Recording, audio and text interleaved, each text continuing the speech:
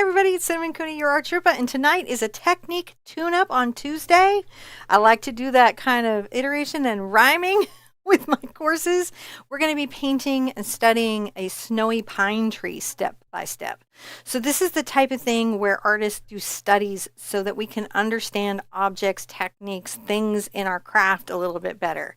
And I'm so excited to do this because it's timely. We're all painting a lot of snowy landscapes. We've got a lot of snowy trees to do. And we need to be able to do something besides the fan brush technique to get our pine trees in. Now on the mic is my husband, John. Hello. He is helping me bring this fabulous little technique tune-up class to you by making sure the cameras are pointing at what I'm talking about, that you can see every color mix, every tool I'm using, everything that I'm doing so you can follow along at home. And this is a really, really fun one. I think it's just, we're right on time with it. Right. Do you know what I'm saying? Right on time. So many winter paintings to do, so little time. So let's make me mini-me and hop right on in and go over materials. We can do that. I think Mini-me. we can go. Mini-me. Here's a mini you. Now, this is a live class. This is a live streaming class. So if you are here for the live, put your questions all in capitals because that lets us know that you have a question. We won't think that you're yelling at us. And one of two things will happen. Either the moderators will answer the question or we will answer the question live on the show. All right, let's throw up materials. There we go. Okay. Materials. I have a 9x12 canvas on my easel, 9x12 stretch canvas in the vertical. I have on my palette Mars Black, Burnt Sienna, Cad Yellow Medium, Phthalo Green, Phthalo Blue, Ultramarine Blue, another Burnt Sienna, Titanium White, and right here I have Satin Glazing Liquid just in case I need that to paint out my canvas. Oh my goodness. Okay, so we're definitely going to be getting this study. Now, studies are about observing the nature of things and the way that we paint them. So we're going to kind of do a loose little background, and we're really going to focus on understanding the pine tree. How is the pine tree built? How does snow lay on the pine tree? How do we paint those branches? How do we capture its shape? Because it's a little more than just a simple little triangle, though we will use the triangle as a guide to help us through this class. Triangulation. I am going to make sure that there's a traceable after the class, and I'm going to put up the reference photo on the website on this video so you can have both of them, so you can observe and study as well. But if you want to paint along with me right now, you're going to get a lot out of it. All right. Well, so I have to say thank you to Heather. Oh, thank you, Heather. Thank you so much. How you doing, Heather? It's so good to see you. It's good to see everybody. I hope everyone is doing well tonight. I've had a busy day. I've been painting most of the day and getting my walk in and all the stuff, so I'm really energized for tonight. All right. I'm feeling it. I'm feeling good. We throw up step one? Step one. Start having some fun with step the next one. Yeah. So the first thing that I'm going to do is I'm going to give myself a ground. That's a color that's going to cover the whole canvas. I'm going to use a 1-inch Princeton Select oval mop. And for the next part, you're either going to get your brush damp, take it to water, and drag off the extra water, or you're going to get your brush into your glazing liquid, which I will do right here. And then you're going to load up into your white. Now get a little bit of Phthalo Blue and a little bit of Ultramarine Blue. Mix these together. And then we're going to paint the whole canvas this light blue. It's just step one. It's not step two. It's step one. It's just, it auto step two'd me. It auto step two'd you? I don't know. How will anyone find what they're doing? It's getting a step ahead of itself. I had to have it call its horses back. Call its horses back? Hold your horses. Hold them. Hold your horses. Get those horses in a line there, sir. Get them back here and, don't. Well, that's a little darker than I wanted, so I'm going to add a little white to it. We just want a nice light background. Don't worry, this is the ground, so it's just got to be a light blue. Sometimes you just got to cover the whole canvas with a color just to get in. See, once you've done this, you've started, haven't you? Once you put in your acrylic ground, this underpainting, this undercolor, you will have started the painting.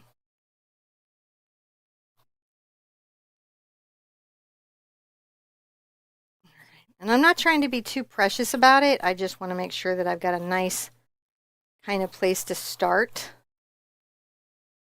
my painting from. Now this stage, you can also paint the sides if you want to. Now remember, this is a study, but I want you to have a painting that you're proud of, that maybe you're like, man, this is the best tree I've painted. So that's why we're bothering to do the complete thing. Normally we would just paint this on like our pad of paper or on a white canvas just to focus on the tree. But I thought I wanted to give you at least an environment for a subject matter to live in, so that you would feel good about the finished work. Going down, down, down, down, down, down, down, down, down, down, down, down. Almost. Oh, there we go. The last of the canvas finally took the paint. We go up, up, up, up, up, up. Up, up, up, up, up, up. No. You're not going down. You're just going down. I'm gonna rinse out my brush here. Rinse. Rinse it out thoroughly. Sometimes it's hard to get the paint out of your brush, isn't it? Okay, and then I'm gonna dry this off. Not when you're using Sherpa soap. Now I'm gonna. That should blow your concentration. I love it. Okay, so this is serious. Get serious. No, I am okay. we're just kidding. I don't act. That's actually, if you're brand new here, we get along very well. I'm just giving him grief. I'm gonna dry this canvas with my hair dryer so the next layer can go on a dry canvas. Yep. While I'm doing that, John can talk to you about, we have some more garage sale boxes that are available again. So I'm going to let him talk about that. And I'm going to dry my painting. We can promote the sales of some of our stuff. Okay, so I'm going to ask very nicely if one of the moderators would drop a link to said garage sale box, which is basically what we do is we take a flat rate mailbox and we see how much stuff we can stuff into it. And no, it doesn't go to Canada because we use the USPS flat rate boxes to do this. So we just stuff the box full of stuff and then mail it away. And most of this is stuff that we've got leftovers from events and things like that. There's very limited of them. Oh, and thank you, Anne-Marie. Thank you so much. And gosh, thank you to all of our patrons and our supporters. We really love you guys. We really love doing this. And it's just fun to be able to do this kind of stuff, like getting like another shameless self-promotion. We're making soap again, which I really love. I make soap. I have an old world skill. I can't paint, but I can make things clean. Brushes. Anyway, so yep, okay. That was about as much rambling. That was about as much rambling as I think I have. As you had in you? In a ramble. In a ramble? I do. That was your scramble on your ramble? There was a lot of self-promotion too. I was like, did you? You can buy my stuff. You can buy my shirt. All right, I'm going to use a chalk tool. Oh, I don't know that that's dry enough. I am not going to use a chalk tool. We're still not ready? No. I'm going to just do it a different way. I'm going to go ahead and get a little bit of paint. And I'm going to grab a little bit of my Ultramarine blue and my burnt sienna together, making kind of a nice little blue-gray. I'm going to get some white into it. And kind of right about the halfway mark of the surface of the canvas, I'm going to go ahead and make a little upward little mountain, kind of a little bit of down, and then down across here. And then I'm going to come down to about right here, leaving it like the lower third of the canvas. I'm going to come across here. So behind my tree, I'm going to have some clouds and some sky. I have some little implied mountains, and then we'll have a little foreground of snow before we get into the tree. Into the tree. Got to get into those branches, into the pine needles of it all, into all of it. I'm going to take my little 1-inch Princeton Select oval mop again, and I'm going to go ahead. You can either get it damp or work it into your glazing liquid. And I'm going to go ahead and just mix some more white into my sky blue color and make a lighter color that is sky blue, a little bluer than that.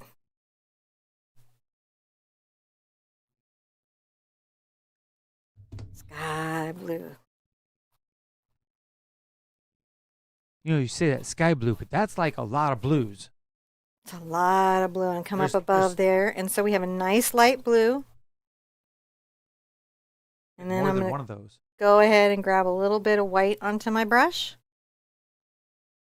And I'm going to come in here and just very carefully, making little curves, paint hints of clouds in the background. You're just kind of dancing them on there. Dance them on. Dance them, dance them. We're just giving an environment. Huh. It's just an environment. Is that a very soft brush? It's a very soft brush. It looks very soft. It's a soft, soft brush. And it does a soft, soft technique. So when you're doing clouds, you want them to wander up and wander down and do different things because clouds are interesting creatures. Almost like a makeup brush. Don't feel like these have got to be the best clouds of your life because there's a lot of tree here. This is just enough cloud to feel like you've got cloud. Little bit curls. There we go. A little bit down here. And we'll go over the mountain a little bit so that there's a lighter kind of bank.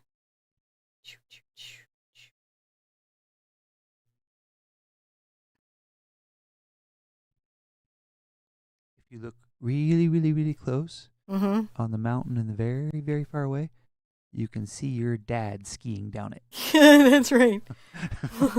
This is Colby's Mountain. That's what this is. I dedicate this painting to my dad, who is going to avoid this tree. That's his big instructions that I give him is look out for trees, Dad. Look out for trees. Think gravity's going to get him. Gravity is going to get him. Now, a little thing that you can do, I'm going to put this brush aside, and I'm going to dry this, and then we're going to come add a few little details to the clouds to make them feel even cloudier. And then we're going to continue on, dry this thoroughly for the next step.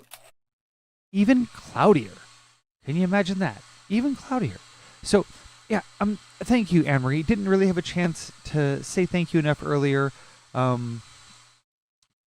You know, you guys mean the world to us. Thank you again, Heather, and to all the guys who support us here in Super Chat, and all of the patrons that are in the Emoji Club, because we do all that kind of fun stuff here, and we're also on the Patreon, right? And let's see here. In the links in the description down below, you can find utility stuff like links to the traceable or to reference images or our website where you can find all these fabulous things. Woohoo! I should have more prepared. Oh, nope. Just enough preparedness. Just This enough is for you Just to... like high school. Only just- prepared enough for just what I needed. Now, these Tuesday classes, I think I'm going to do for a little while in the 5 o'clock, 5:30 range, and we're going to cover techniques that we're going to tune up or study subjects in art. There'll be like little amuse-bouches about art. Next Tuesday is blending. We're going to go over blending, the tools that I like and the materials I use and how to do it. So that's a good one to put onto your calendar next Tuesday. Save the date. Now I'm going to take this brush, I'm going to get a little bit wet, and whenever I get these brushes wet, I wipe them off with my towel. This is a number 8 Raphael d'Artagnan brush. This is a hog bristle brush. I do recommend having some hog bristle rounds in your brush bucket. You can get them from a lot of places. They come at a variety of budget prices, so you know there's something for everybody out there. I'm going to load up with just some white. I'm going to come above my clouds and make little marks where they maybe go up a little bit and have little soft, airy moments. See how the clouds are breaking up. Prove the flow. Paint must flow. It must. It must. Bless the maker and his pigment. Yes. All right, so we're just making sure. Now, through here, up towards the top, there is tree coming up, so you don't want to do the best cloud of your life where your tree is going to be. So keep that in mind. We're just doing this so that our clouds feel, you know, a little more like clouds. Clouds just, they kind of break away, they float away. Floaty, floaty, floaty. Do we have any questions? Oh, let's see here. I'm sure. Well, we're clouding, floating clouds there was right lots of friendly hellos to each other going on. I saw lots of that. There was lots of love being shared, and there's a full room of people just chatting away here. That's wonderful. I'm so glad you guys are excited about these tune-ups.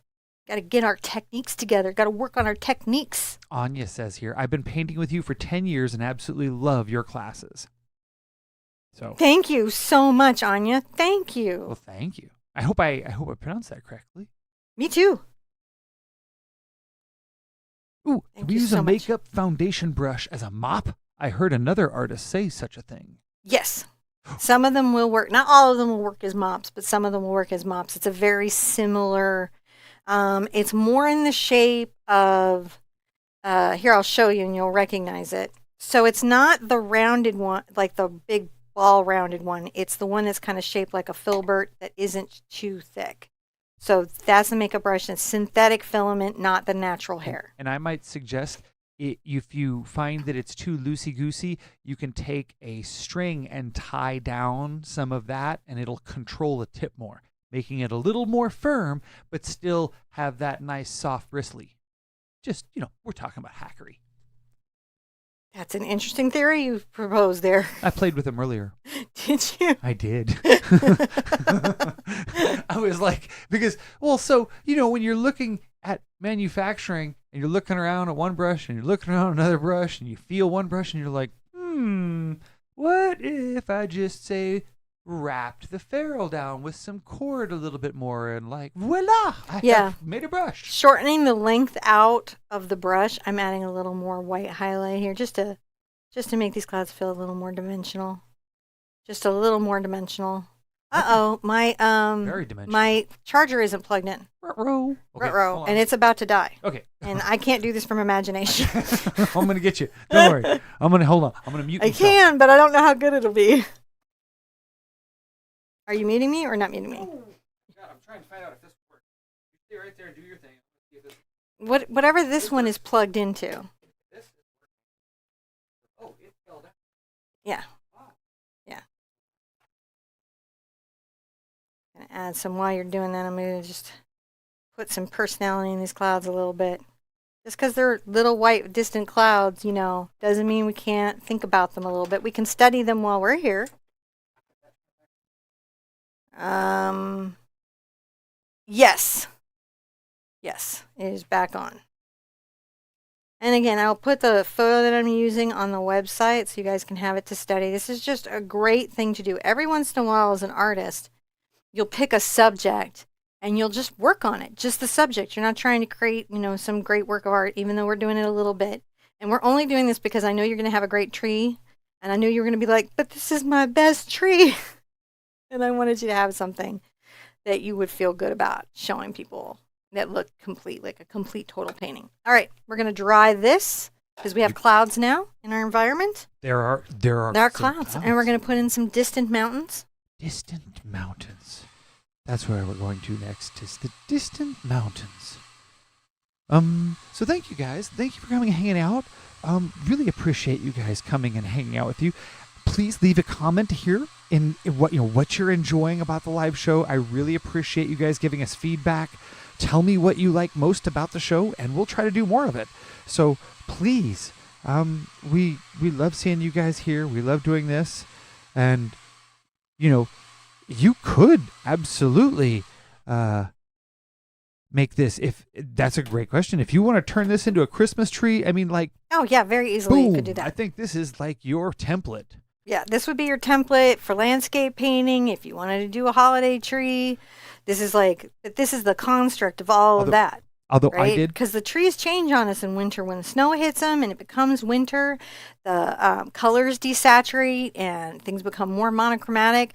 But this tree is particularly nice because it has some lighting on it, so we have a little bit of color and a little bit of drama and a little bit going on that we can enjoy. So I had an alternate suggestion for a holiday tree. It may not be a Christmas tree. It's a holiday tree. Okay, I'm going to take a little burnt sienna over to my ultramarine blue and make more of my blue-gray.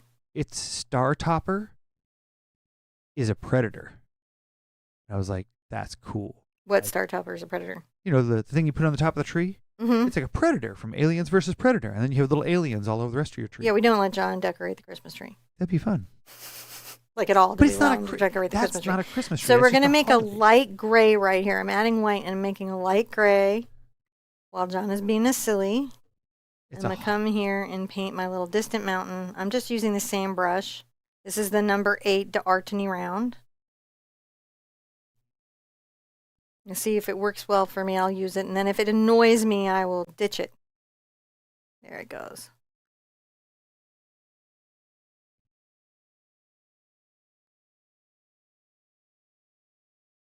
A little bit of blue, a little bit of brown.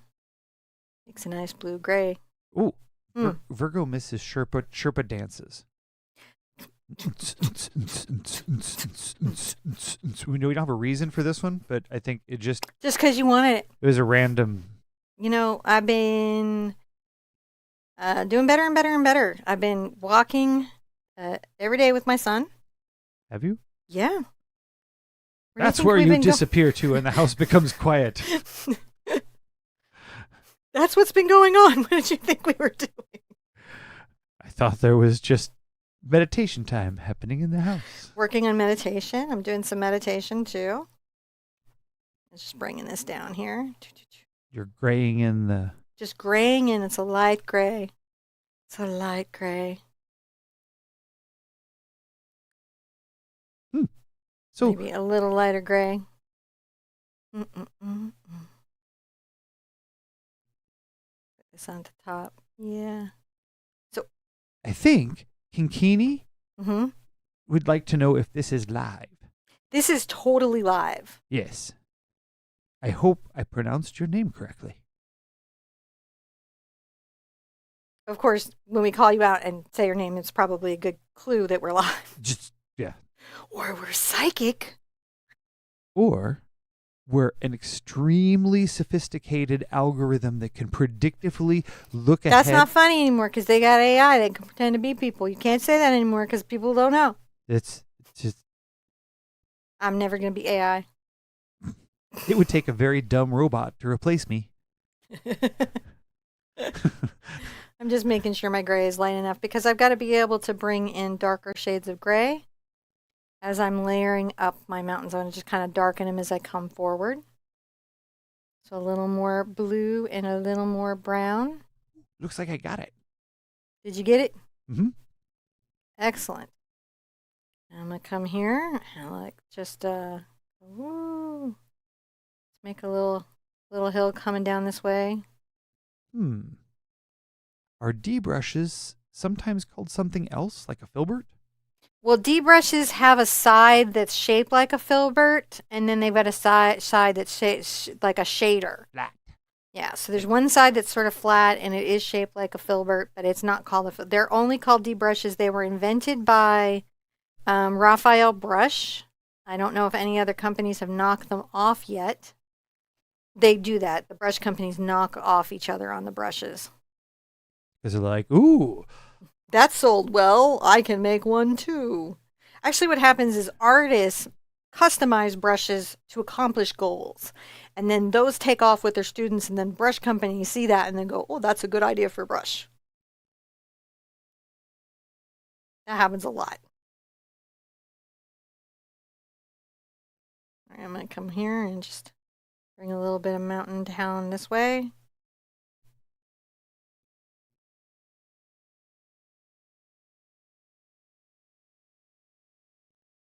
So we're just creating a little sense of mountain. It's a sense of a mountain. Little sense of mountain. We're just making an environment. But you could study the tree just on white. Good. You could. You could also, for some reason, I want to do one that involves multimedia. I think I want AstroTurf and Christmas lights. Well, whatever floats your creative boat. Just painting this in. Just giving it a little bit of a thought there.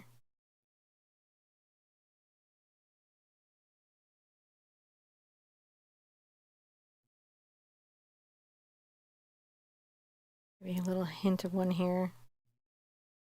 Kind of running back there. A little hint of something.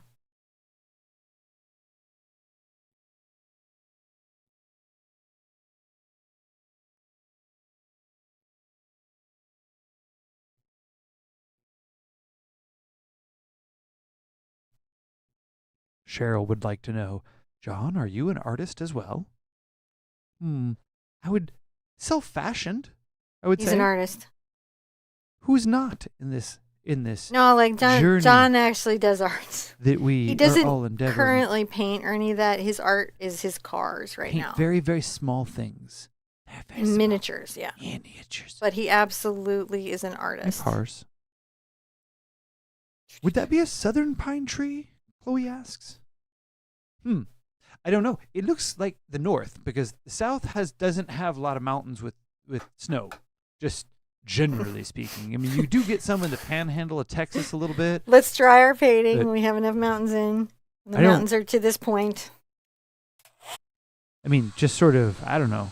I'm not super geologically or what are they called? Plant studies? I don't know a lot about plants either. I know that, there's some different ones, but that one looks like it's from the north, just from where its surroundings are, I guess. Could be California mountain area, which is kind of southernish, but still, I don't know. Here I'm pondering all about this tree. I thought a lot about this tree. You have? I don't. What'd you think? I think it's a northern tree. Because I'm just guessing, but It didn't say what kind of pine it was, so I don't actually know. Well, it was not. It's just pine tree. yeah, Washington State, I guess, could be probably up in that area. This Adobe stock pine tree. It's a blue spruce, says Beth. You could grab one from Pixabay if you didn't have like a licensing thing. Like, I'm going to put up the reference and I'll do the watermark that I'm required to do so you can use it as a student. And I'm not just distributing it. But you can also go to Pixabay or Upsplash and get like pictures of trees once you like go, oh, this is what we're doing. And then you can practice other trees. Well, one more serious question before you go into Yeah, I can do that. What are your thoughts on master studies? Would it be beneficial to try to replicate other famous artworks? Like Yes. studying new masters. Yes, that's incredible. That's 100% of, I think, that they drag you out. And when you're in art school, they drag you out to paint master paintings. Most artists that are even self-trained will go in and replicate paintings because you learn a lot seeing how another artist solved a problem. I know the answer to this one.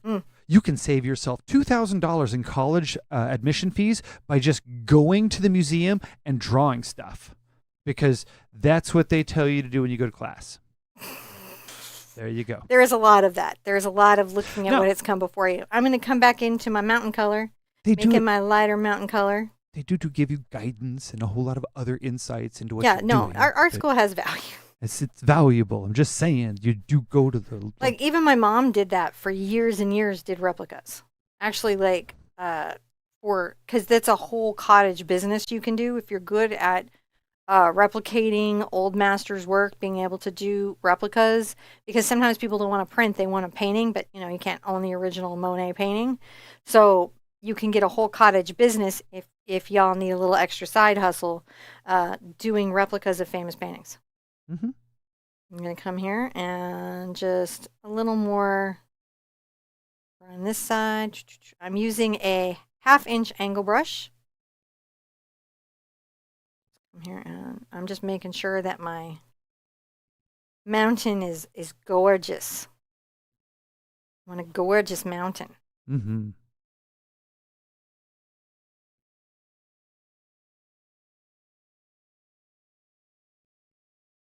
A little bit darker gray on this side. Again, I don't want to put all my effort here. I want to make sure that my effort is mostly focused on the tree, but I want to give my tree an environment. So I'm just taking a little bit of time to give my tree someplace to live. I'm adding a little more white into my gray, and I'm brushing in maybe a little part of this is a little more snow-capped, still in the distance.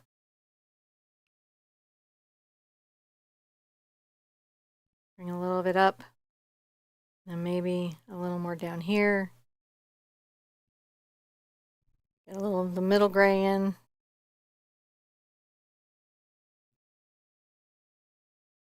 This is really cool.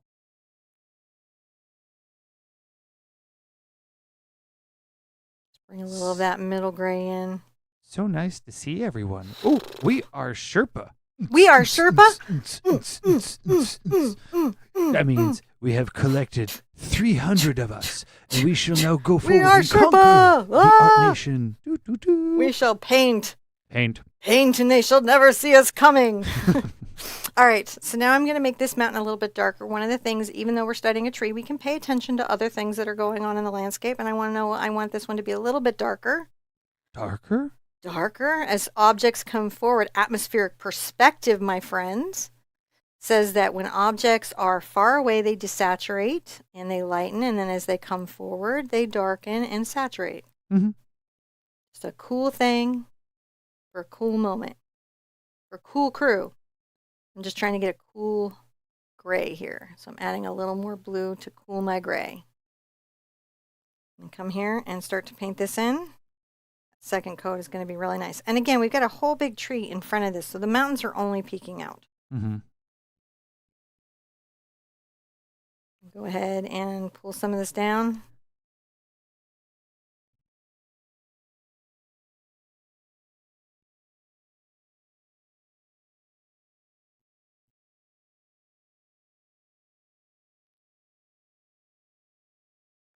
And bring a little bit of this over here. It's a little bit lighter.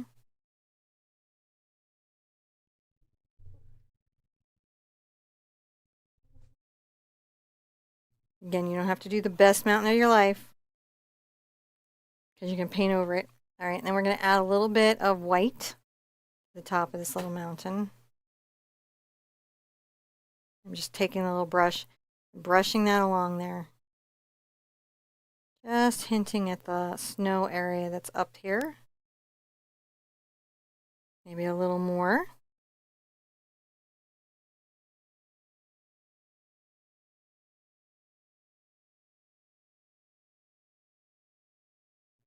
And maybe a hint of a little bit over here. A little dimensionality over here. Just something, just so that they have a little personality, a little bit of something. All right? Once we have those in, we're going to rinse out our brush. Rinse, rinse, rinse. Rinse, rinse, rinse. And I might come in and soften that a little bit. I rinsed it out. It's like a little bit damp, so that's going to let me kind of nudge it. We're just nudging it. Again, I don't want to do the best work of my life here, but I want my tree to live somewhere. Yep. Trees just got to live somewhere. Now the next thing that I'm going to do is I'm going to take a little bit of my brown over to my blue. A pretty dark blue-gray, like you do.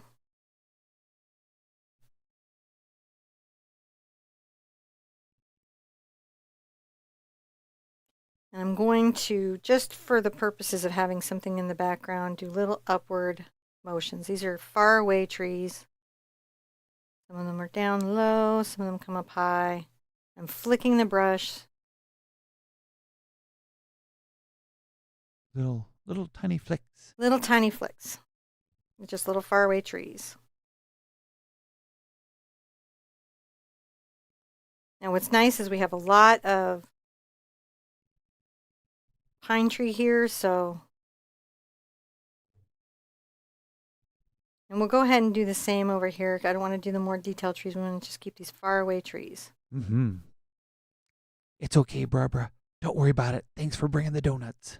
Thank you. If you're late to the show, just bring some digital donuts for everyone. That's all we need. Digital donuts. Just little upward flicks, just to be the little distant trees. Some of them should be taller, some of them should be shorter.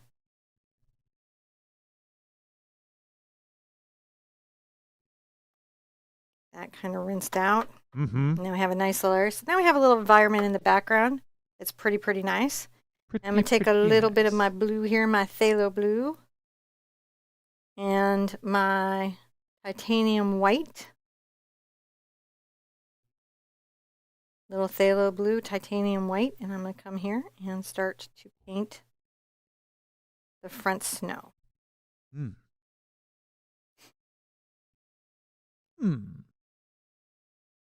That's an interesting question from Nadine. I can't answer it while we're painting in the snow. Would a semi-gloss polymer medium work as a retardant? No.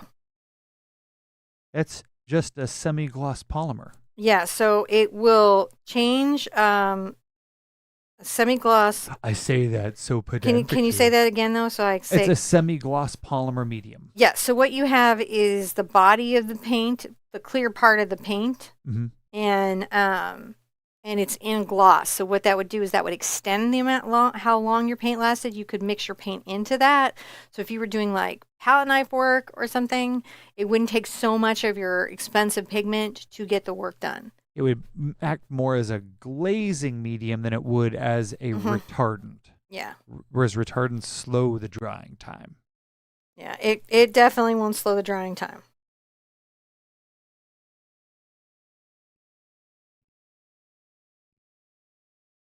So And just brushing business in about this it. little snow so that our tree just has some snow to live on. It needs some snow to live on.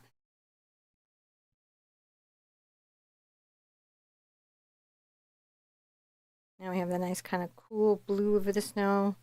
I rinse my brush out thoroughly.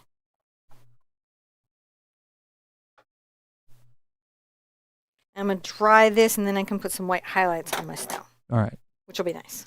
White highlights. And then I'll have an environment for my tree and then I can spend some gorgeous detailed time in my tree.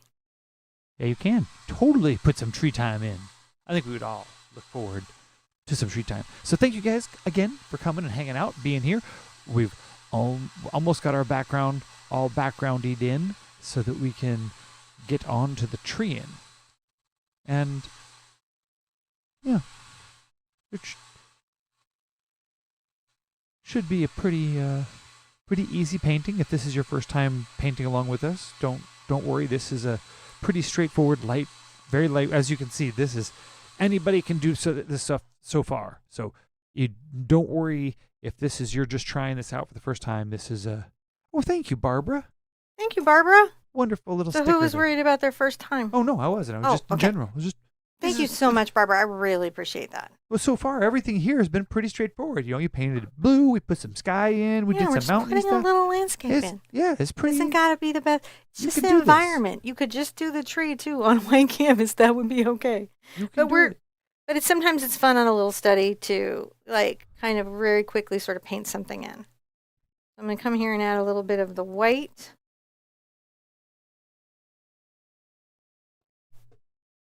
And a little dry brushing that over here.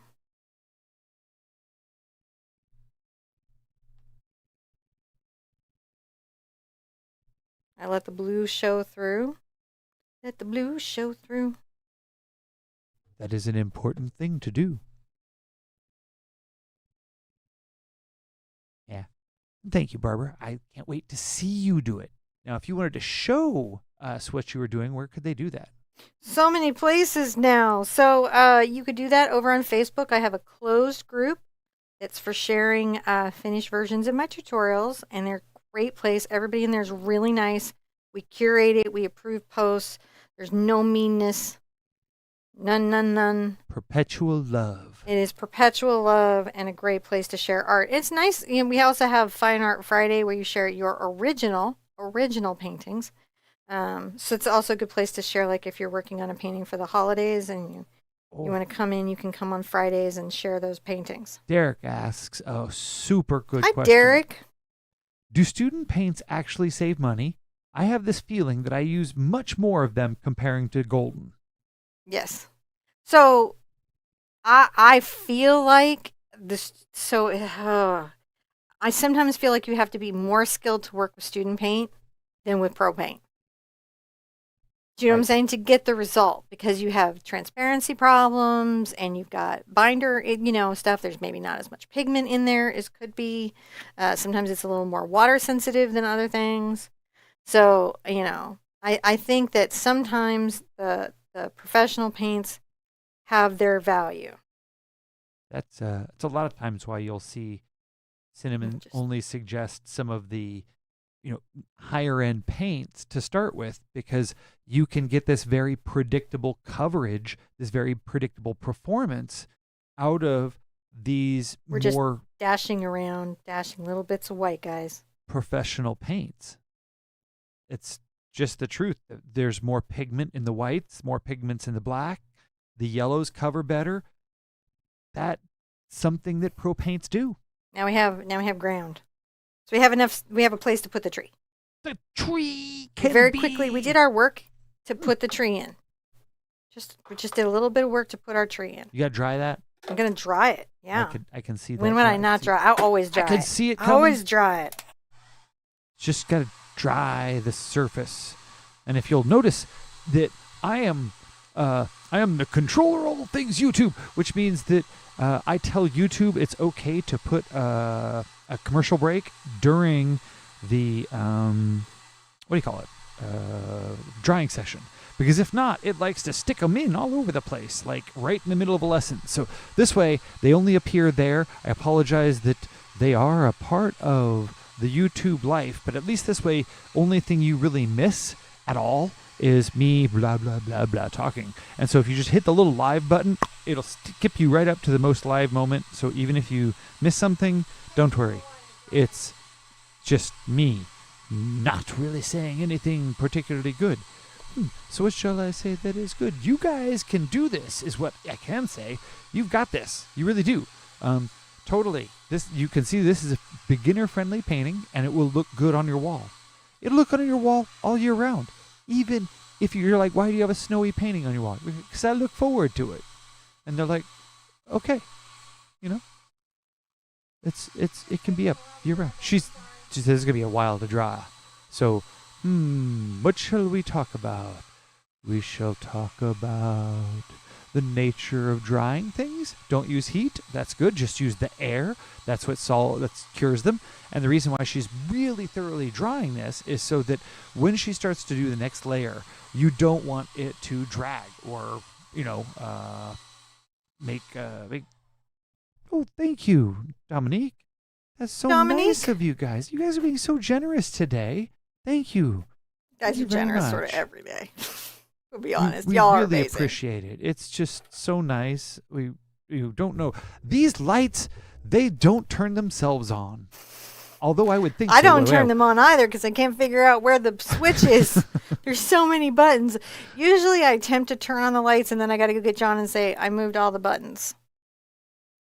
Except for I don't know what settings I've changed. There's only one button that does it, but there's like 50 other buttons around here, and I like to hit them all. And I always get to the light button last, so I never know what I've reset. Now I'm going to do a trick. I'm going to use a tool called a T-square. It's this nice little ruler here with this little fun top, and what you do is you put it on the edge of the canvas, right? And I'm going to kind of center that up. And where I feel like center is, and I'm going maybe over just a smidge. You know what I learned? Smidge. And I'm using a chalk tool. This is a Dritz chalk tool, and I have the dark blue chalk in it. And I'm going to come down here and make a straight line down to where the tree ends. Right there. It's a chalk tool for like tailors, the people who for people that work with fabrics and stuff, and it's really nice because it lifts and washes very easily, and so it's very nice. Now I'm going to come here and take another little line, and I'm going to do a narrow little triangle that widens as it comes down. It's not going to go all the way to where that line is. It's going to stop right about there. I'm going to do another one on the other side. I'm doing this because this is the basic structure where the tree is very dense. This is my basic shape of it. I'm going to kind of end it right there as well. And put my chalk to the side. Then I'm going to do a very interesting thing. I'm going to take a little bit of my green and burnt sienna together.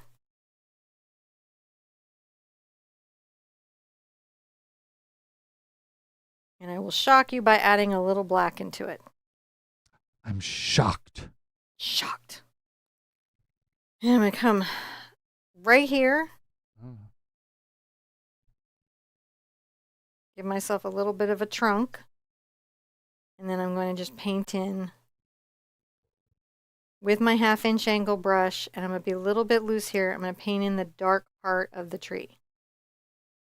Now I'm going to get a little bit fussy at the base. I'm not going to take it all the way to the base because I want room to be able to play with my branches. So now I know I have a trunk down there.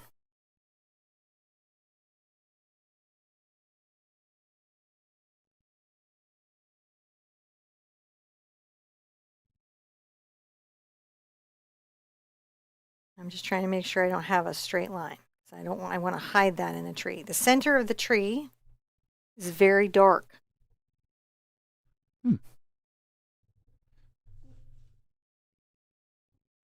Uh-oh. What's wrong? It's a going.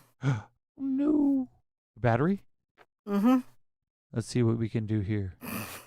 What we can do is we have backups. It's not. It's being bad. I'm going to just go here. I'm just going to do it here. Okay. And I'm going to change it as soon as it lets me. Just give me a second, guys. I always have backups. Now, as long as everything updated on my iPads. No. No, it did not update. I can't. Oh, I'll get you here in a second. I can help you. You can? Oh, I'm going to paint in this green because I know what I've got to do for this. You do that for that, and I'll get the next thing up for you. If you could send the reference photo to that iPad, that would be the most helpful because it's got a full charge. Oh, that's not what I wanted to do. Okay, now I'm not going to take this all the way to the top because I've got some little detailing work I've got to do at the top. So it gets quite narrow. And again, I'm doing this little random thing just so this edge is not a straight crisp line.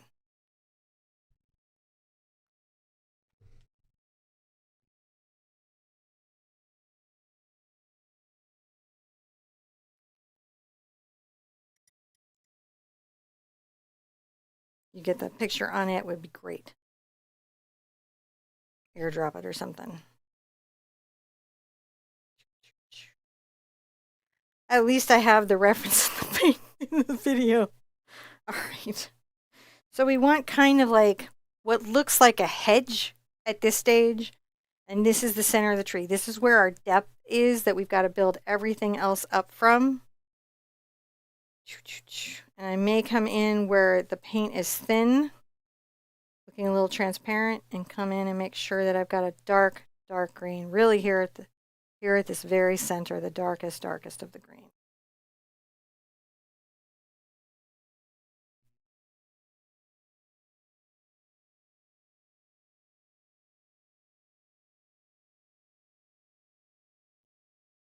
There we go.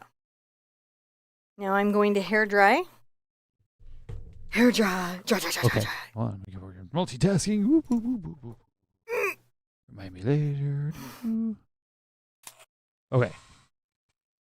This is me multitasking. So right now I'm opening up the stuff she sent me earlier to hopefully see that I already have it. And I do. Look at that. I have an image for her. I have it saved. So we can go on to the next step. Doop, doop, doop. Thank you guys. There's a whole grip of you guys hanging out tonight. So thank you. I really appreciate it. It's lovely, lovely, lovely to see you guys, to see all of you out here. Big hugs, big art hugs and high fives to everybody.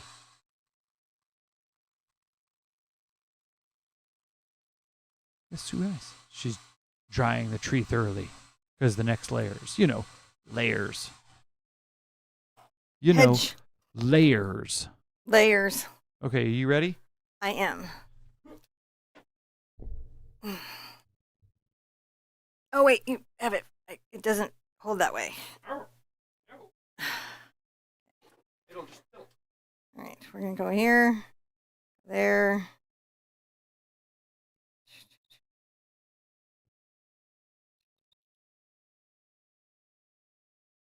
Oh, man, this is... I did not do what I thought I did. You did not do what you thought you did. Apparently. Yeah, it's not in the photos, sweetheart. Well, it's in Skype. Okay, that's not. I saved All it. right, I have to go to Skype No, to get sorry. it. All right. That's where I got it from.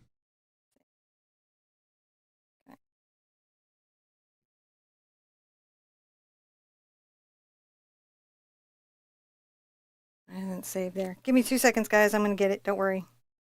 This is there Oh, you go. you know what? That'll work. You found it. All right. Now, we're on to the next step, Oh, man, it's so much lower resolution. which is the 6th step of low resolution, Oh, dear. of high imagination. I'll see what I get the other one going. Why is that so low resolution in there? It's so weird. All right. So I'm gonna use this anyways. Okay. But I'm gonna use the tree because I can see the edges of it. Now I'm going to use a number 6 Raphael sepia round. I want a short, rounded brush with a good point on it for the next part. And I'm gonna put my glasses on so I can really see what I'm doing.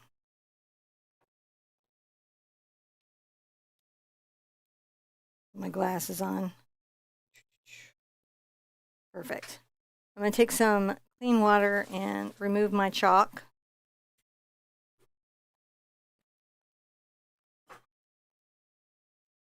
And then starting from the bottom, I'm going to get my dark color, which is my burnt sienna, my phthalo green, and a little Mars black. I'm going to load it up on this brush. And I'm going to come out from side here.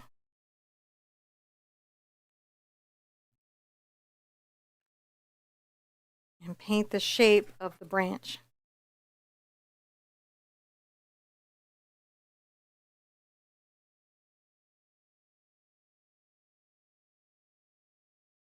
The outer edge shape of it.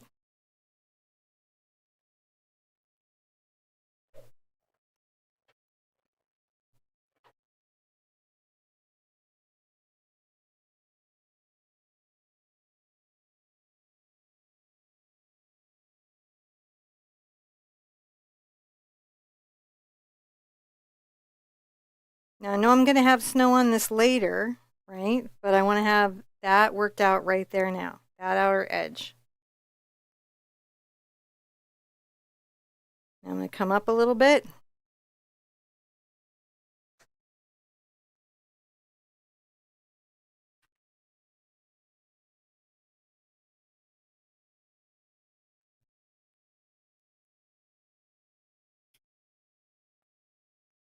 I think I could actually widen this out some.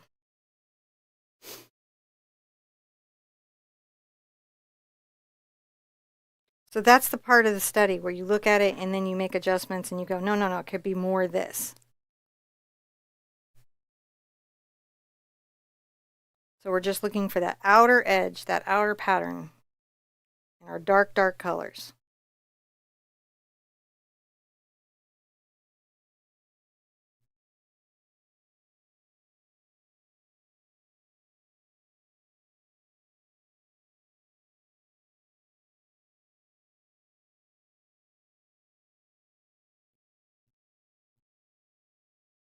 And we are not painting a little fan brush tree today.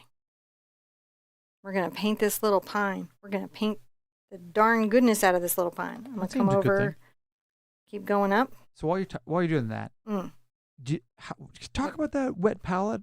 Oh, yeah, this is a Stay Wet palette. And what it does is it keeps my paint fresh and I can store it from one painting session to the next. So it saves me a lot of money on wasted paint. It doesn't get moldy? It can get moldy, and they've got instructions on the palette paper, the Stay Wet palette paper, and in the Stay Wet palette on how to prevent that. People have a lot of tips like putting a penny under the thing. I like to use hydrogen peroxide on this, like a little bit of hydrogen peroxide with the sponge. Don't use bleach. Because apparently that has the potential of doing something terrible. Doesn't, yeah. Lots of reasons not to use bleach. Now, one of the things I know is that as I'm widening this out, because I want my tree to be wide at the base.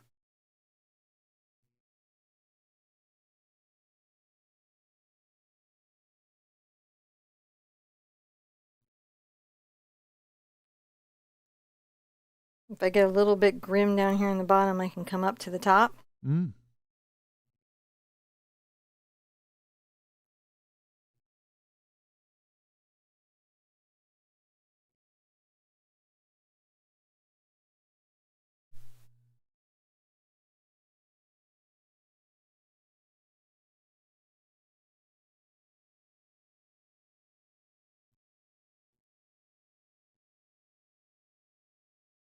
So do you think you'll be doing intentions again?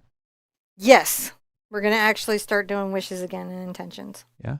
I've been thinking about that myself lately, guys. Putting the wish thing back in the group and having before the show. Mm-hmm.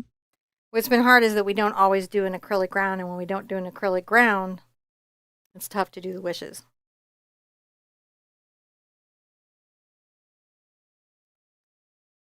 Now I'm just kind of bringing this out a little bit, widening it up. And I'm letting the brush leave these little raw edges so that I can come back and paint little branches more specifically out.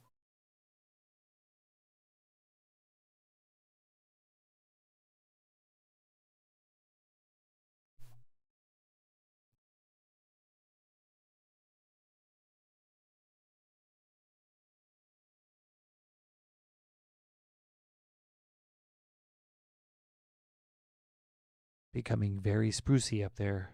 Yeah, we're going to change from hedge to spruce pretty quickly. Hmm. So I'm just trying to look at this weird and random edge.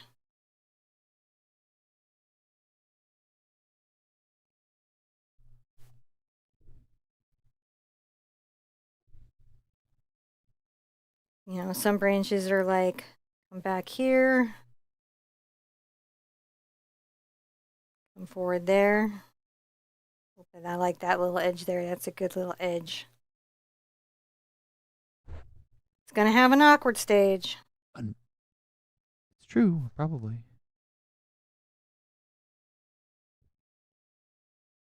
A little bit of phthalo green, a little bit of burnt sienna, a little bit of Mars black. And get some glazing liquid in it to improve flow.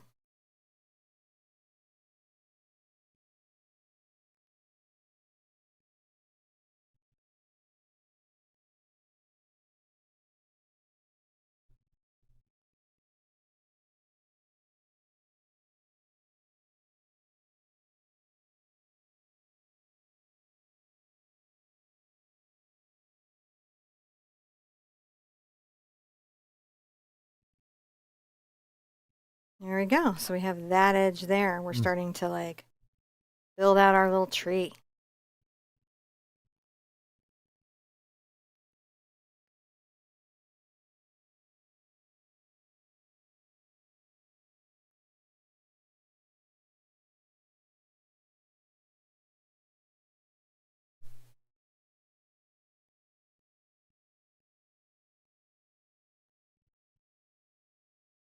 Little branches go up, some of them go down.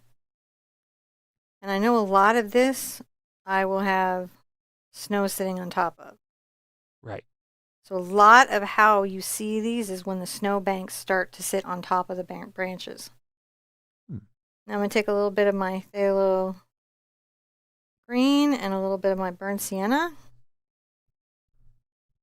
Add a smidge of cad yellow into it.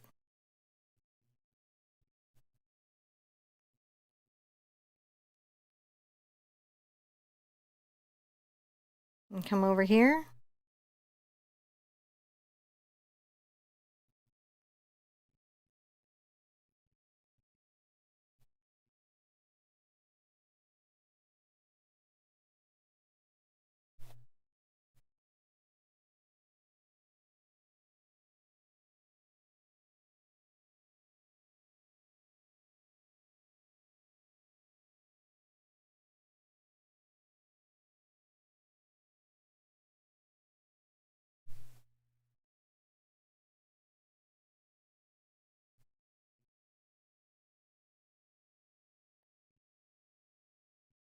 And put the light side on the tree. And adding the highlights over here.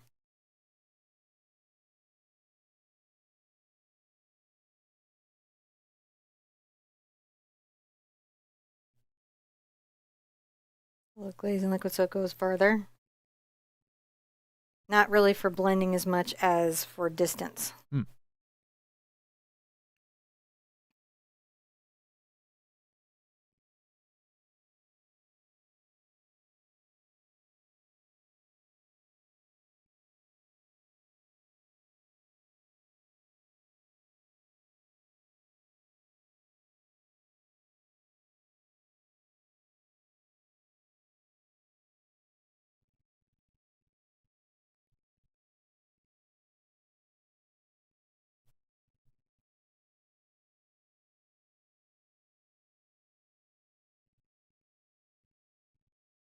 A little of this greenery towards the center. It's a little more yellow because we want that half of the tree to have a little more yellow in it. Hmm. Any questions while we're painting this tree Oh, down let's the see here. branches? A nice little.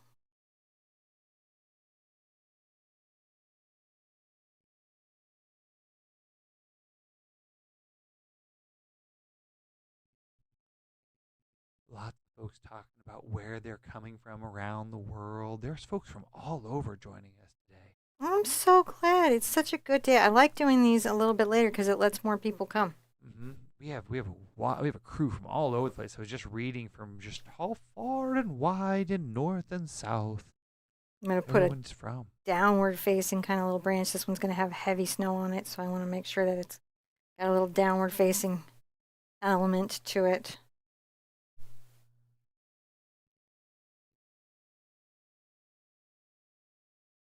That really puts a bright side on that tree. Yeah, that's what we're doing. Put a little bright side over on this tree. Snow will be brighter. The branches will be brighter. Right now we're just capturing the shaping of the tree. And remember, with this, you don't owe the reference photo anything. It owes you. You don't owe that reference photo anything. You don't. It owes you. It's there to help you do your work. I like that.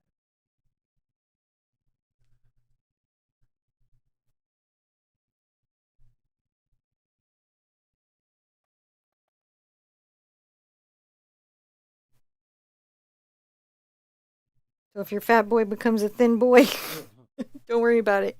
You're paying attention to other things. Now, might kind of maybe go into a darker green right here. Now that we're sort of at the bottom.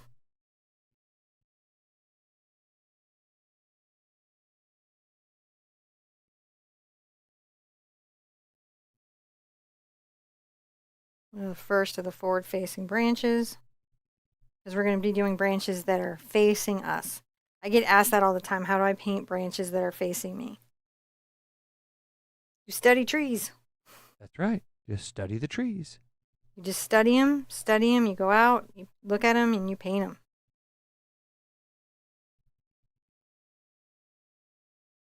I'm just adding a little more interesting depth. So my tree is a little complex. I'm doing is just a little bit of color under there.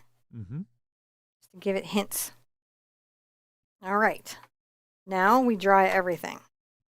All right. Dry it thoroughly. That seems like a good thing to do. Doesn't it? It does. And yet it isn't. No, it's you totally have a good thing to do. It's how you build up the layers. And that just, it's what we got to do here. So, thoroughly dry. Make sure you're dry, so that the next layer, as it were, can go in there and it won't get sticky or drag or make any funky stuff. You don't want muddled colors. Muddled colors. Muddy colors. All right. We're going to take a little of our burnt sienna, same brush, over to our Mars black. Make kind of a little chocolatey brown. I'm going to come here and work out a little trunk.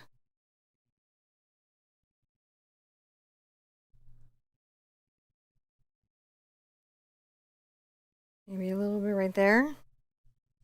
I get a little white involved.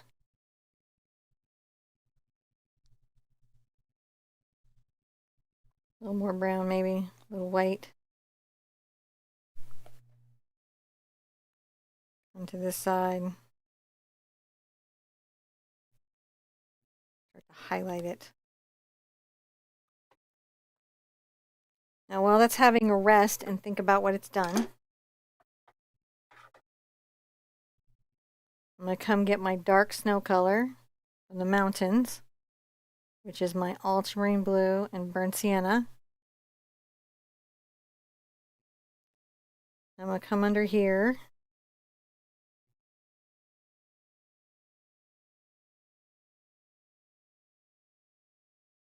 Kind of think about the little shade, the little shadow that's under the tree.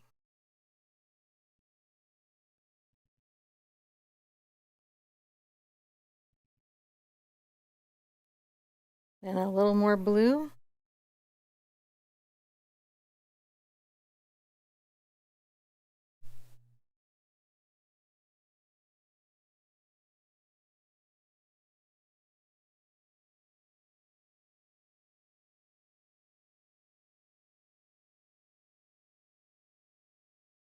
Adding the little radials of the shadow that the tree is casting down. It's easy for us to put other branches down over this, but we just want to get this nice in there. A little bit there.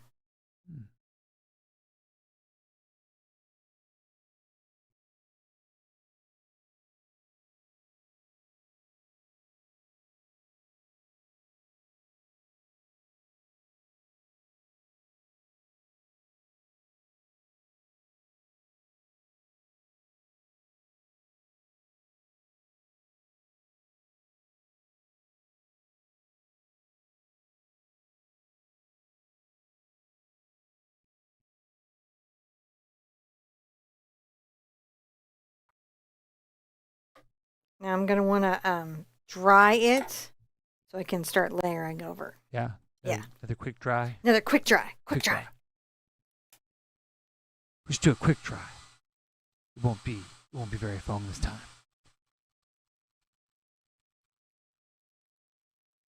And you can hit the like button while we're doing this, while we're drying. Or you could stretch, or you could let the dog in or out, depending on where the dog is relative to where the dog thinks the dog should be.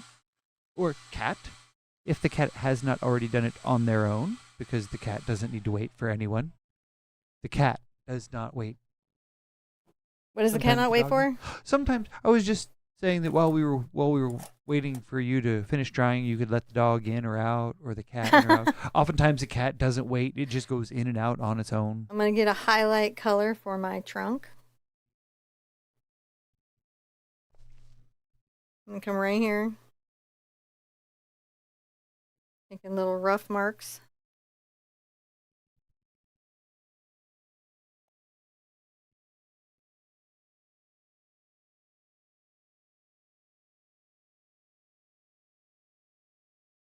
There's a little trunk peeking out here.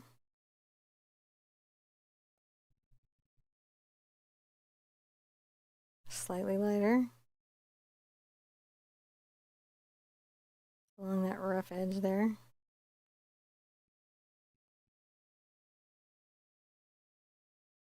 A little bit of bark.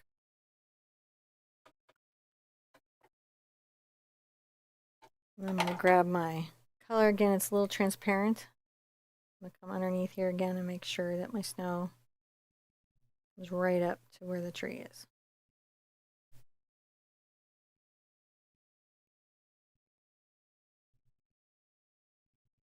It has a nice, barreled into the snow nicely.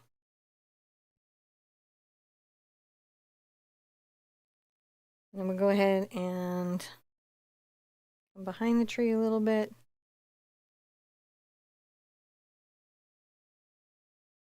And add a little bit of circular shadow that's on the far side.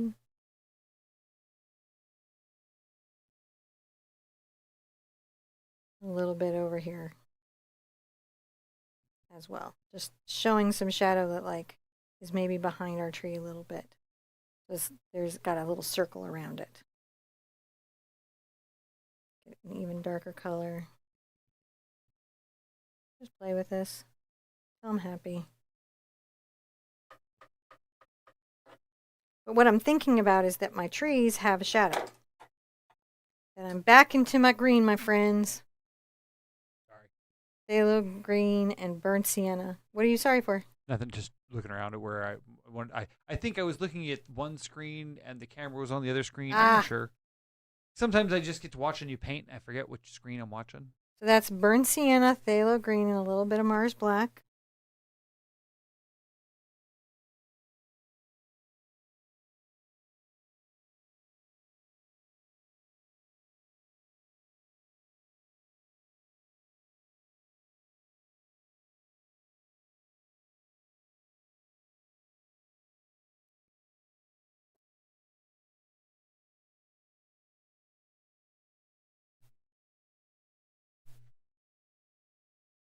Just bringing these branches down a little bit deeper.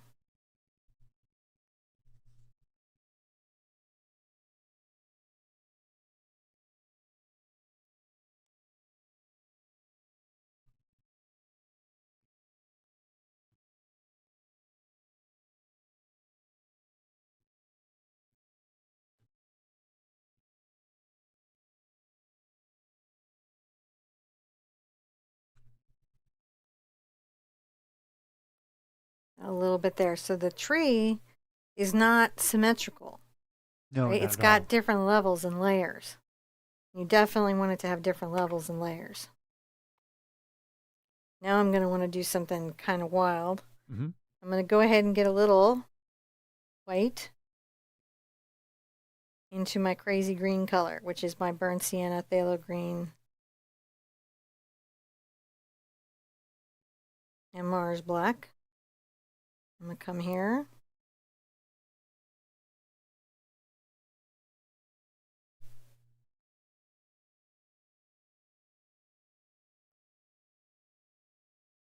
And a little forward facing branch right there.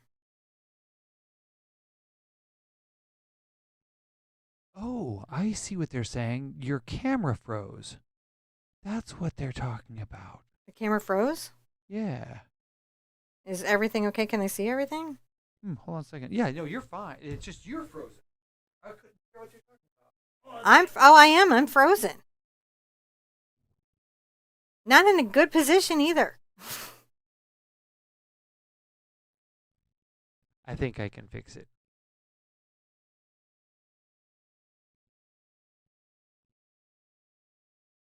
Uh, uh.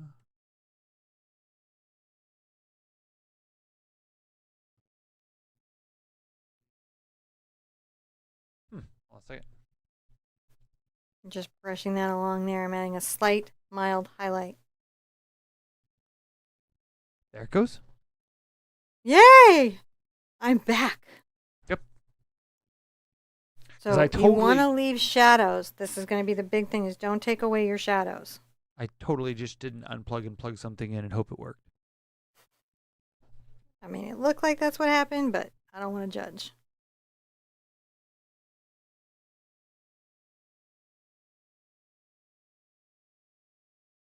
And bring a little bit of dimensionality.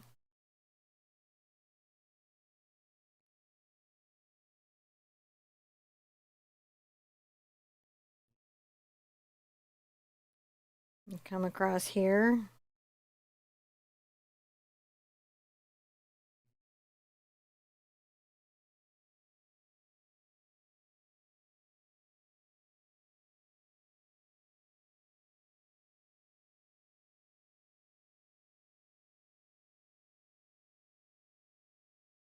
So just highlighting little areas of the brush, the branches.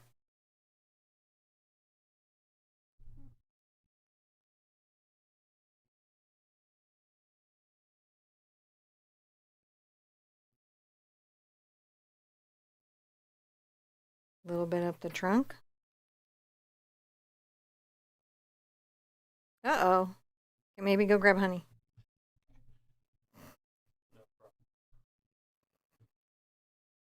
Need a honey or a Khalil? Okay. Just brushing this forward.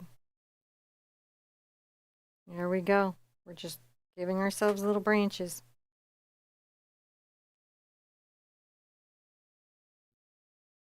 Might leave more of the yellow-green for over there.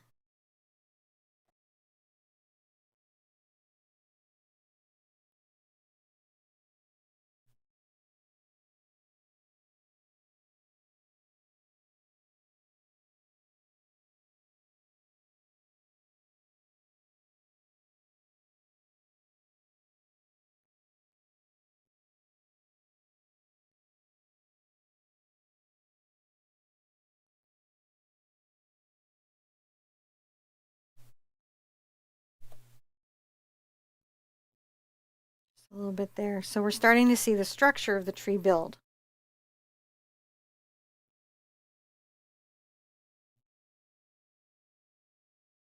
Let's put another little one right here.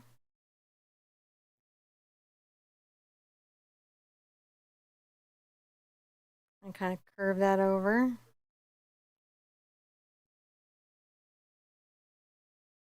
do some little ones down in here.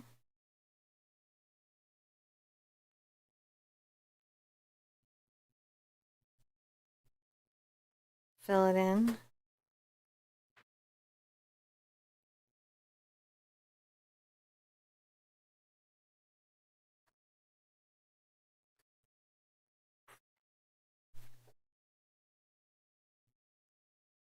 A little bit there. And we're just going to layer it up, stack it up.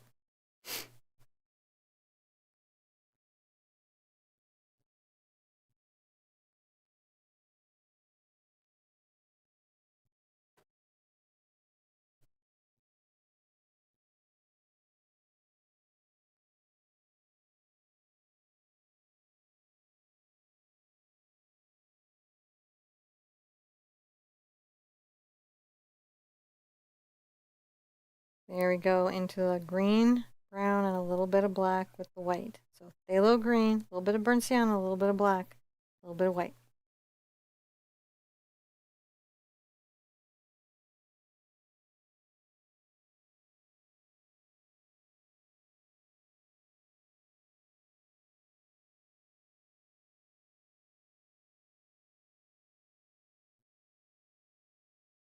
There we go. See how the tree is sectioning up? We're studying the tree. We're saying, what makes you you? You don't have to be perfect with every little brushstroke either. What you want to understand is the essence of what you're looking at. That's how you're going to get better at painting these things. Right?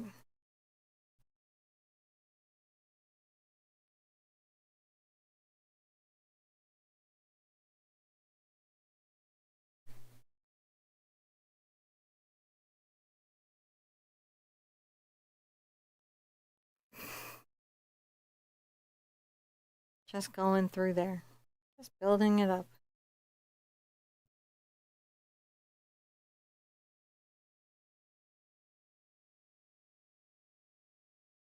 A little bit there. And you can see how once we start adding some little snow caps and everything in here, where it's really going to all start to come together. Little green, little brown, little Mars black, little white.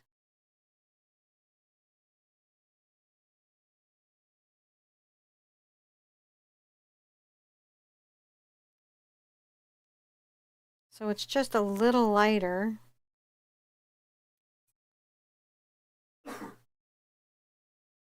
Than your background color. So there's different little grayed out values in here.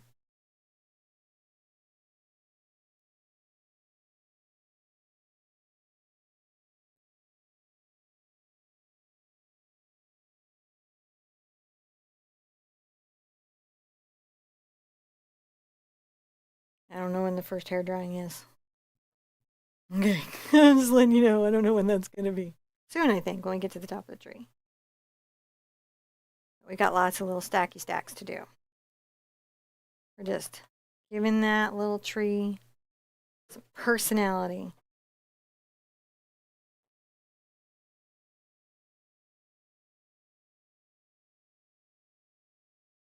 Sometimes I'll look in here and be like, oh, you could fit a little bit in there. I don't take all the shadow away, but it's nice sometimes to fill up with just a little hint of more going on. So it doesn't get too tiley.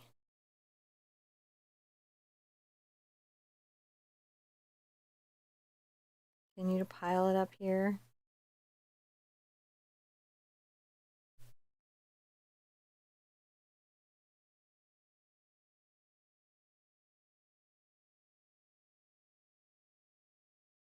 I get a little, we're seeing them a little bit more from the underside up here.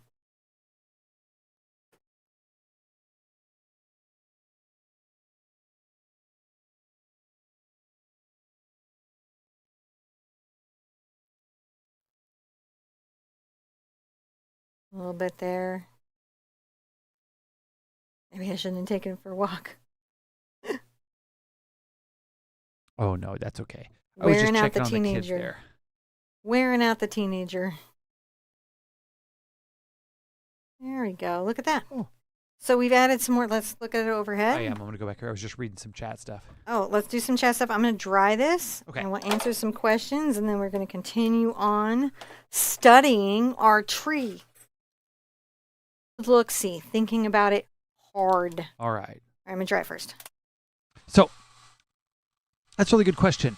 So I'm going to go back over here and see who asked that. Cheryl, you asked the question earlier. We mentioned wishes and what wishes are and intentions. And what that is at the beginning of each painting, we used to do this quite a bit. We would put a wish on the canvas, and sometimes it would be that, we wish for, everyone who's having, toe surgery today to have good toe surgery, or maybe we're going to wish that everyone who's traveling today travel safe, or we put all these different kinds of wishes, and sometimes people will request them. They'll be like, I need a wish of good eye health, and so we'll wish them good eye health. And so sometimes, just stuff like that. Or just wishes like the universe well, or yep, just sometimes, but whatever it is. Those good intentions were things. Good intentions. That's what they were. We'll probably bring those back soon. Yeah, I like those a lot. I miss those very much. Step 8 is going to be great. I'm going to sip this, though, real quick. Sip it on 8. Sip it on 8 because it's great. Well, because I have to rhyme. 7, 8, 9. I love you. So good. All right, now we have the bright side. Take a little bit of my burnt sienna over to my phthalo green. Goths everywhere just screamed, it's just light challenged. I'm light challenged. Grab a little bit of yellow. And I've got a little green gold going here. Get a little white involved. So that was burnt sienna, phthalo green, cad yellow, and a little bit of white.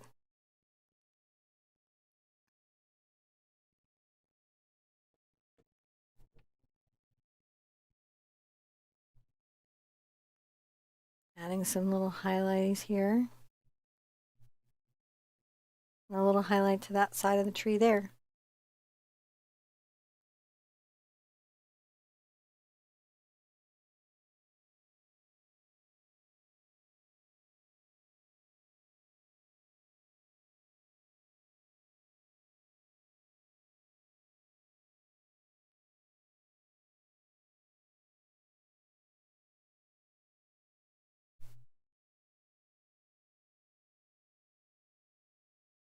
Again, we're putting a lot of snow over this, so don't be too picky with yourself. We've got a lot.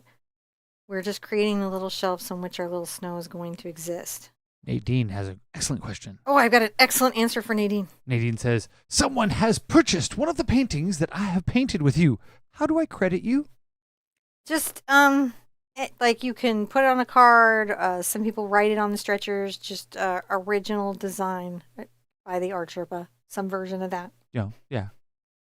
Very chill. It's super chill. Everyone has a different little thing they do. I just asked some attribution. And that's really more for you than for me. So if you put an attribution when you sell the painting and your collector goes and sees that it was a lesson online, right? You've been very candid about that, right? And so it keeps peace in your life. And the other thing that it does is that there have been occasion where people will recognize them and be like, hey, I know that painting. Yeah. If you're ever in, like, we have a licensing division for people who teach art. Right. So that they can teach their paintings. And if ever you're a labs member and, just for whatever reason, somebody is like coming by being like, that's an Art Sherpa painting. Like, just come let us know. Because we'll come and be like, no. They're a member of the fam. They're a member of the art fam. Or to make different little headway. And so I am kind of taking some of these little dark green ones and adding little green highlights just to create a little more dimensionality into it. By the way, you're kind of also learning how to paint a non-snowy pine, too. You got to get through that. You got to build the tree. The tree under the... Well, that's my process when I study. I like to break it down into little bits. Into the bits. Into the bits. Just the bits. Into the bits of it. Into the bits of it. Into the bits of it. Because everything goes back to the backyardigans. Everything. I have much love for Natasha.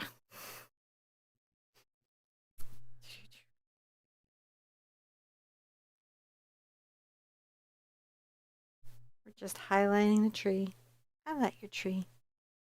Let light find your tree. So this is just a little different than the fan brush tree, isn't it? It's not. It is. It's just a little more time intensive. True. That's all.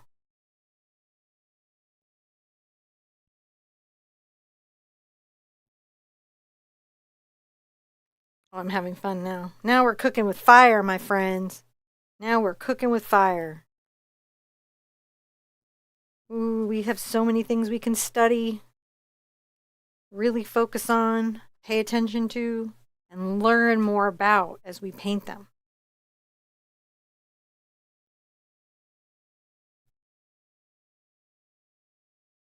I used to do this thing called the Big Art Quest, where once a week we met on Thursdays and we learned a new art skill. Or about an art-related thing. This kind of reminds me of that a little bit. I'm keeping my highlights to the left side of my tree because that's where my light source is. And I've said that a lot of different ways. I've said that with value and I've said that with color. So I've really told the story of this tree.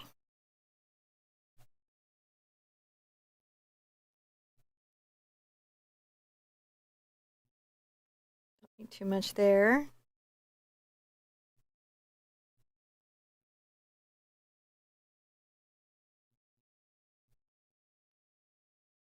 That. That's all we need of that. Then we need to dry it. It's just getting there, isn't it? Study. It's building itself Never up, has studying been so fun. By layer. This is when artists are like, we get to study. Woo! Because we like it. Mm-hmm. All right, I'm going to dry everything so I can do the next layer because I want it to be able to sit on top. Oh, there we go. So one of the things that I have to say I enjoy the most about going out and doing studies in art school is the time between the times of learning when you get to hang out with your friends and talk about stuff like in the chat. So if you have not come to one of our lives and joined us in the chat, I highly suggest you do, because the time between times in the spaces between spaces that we share are some of the best spaces, those transitional zones where we get to, be between the lines a little bit. And that's kind of what the chat is here. So join us. Join us. Say hi. It's a friendly group. 9. We're a lot of fun. Do we have any questions before we get into 9? No, we're on step 9. All right, I'll just go right into 9. So I'm going to take a little bit of my ultramarine blue, Smidge of my burnt sienna. You know the color. But I want it much more blue this time, my friends. Much more blue. And then we're going to add a little white. Now, stay wet palette is sort of like saying Kleenex when you talk about tissue. Yeah, but there really aren't a lot of alternatives to this. Masterson is the one that really kind of makes them. Everything else is kind of a knockoff. I really, yeah, there people might have knocked it off by now, but it really was one company for a long, long time. Yeah. But when you say stay wet palette, that's a brand name. Yeah, it's Stay Wet, STA dash wet, WET, and it's by Masterson, except that company was purchased by New Wave Art Supplies. All right, so we're making a nice kind of light blue there. I think maybe even lighter. Trying to find my snow. So what I'm looking for is a nice blue, light blue, that I still have room to highlight with one more shade up.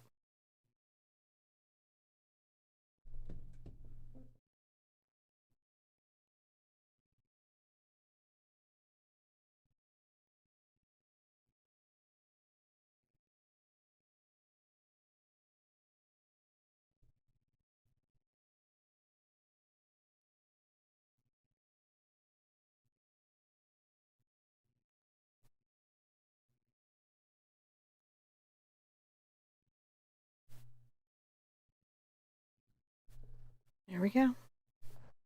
Add some snow to your trees.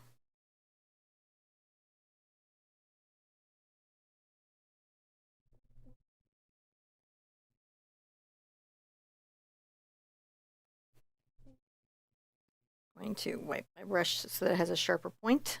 I want more control. Sometimes if you get your round brush overloaded, it won't give you fine lines.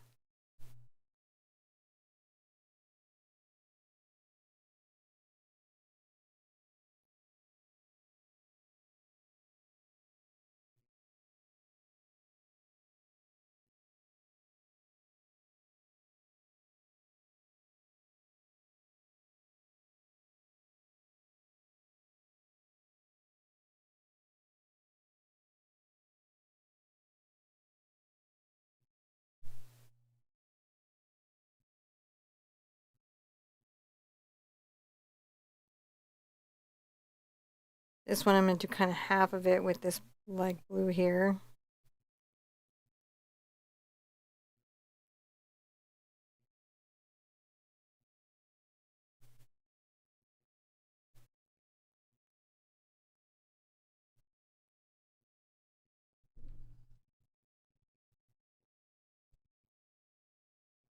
Little fingers, kind of almost like a little finger of snow, right? That it comes out. Mm. Because it sits on top of the branches.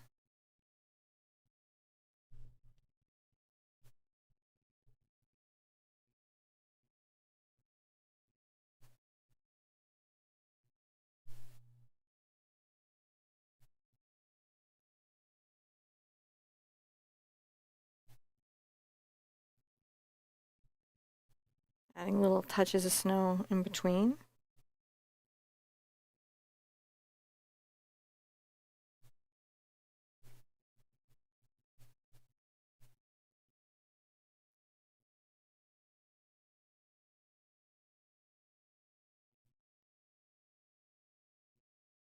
Got that out there.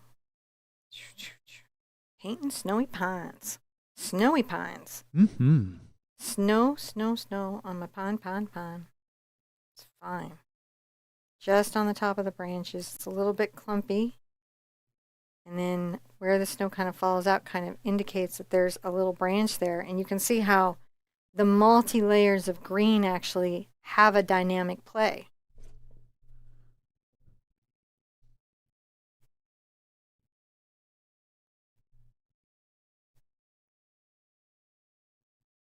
It is a bit of work.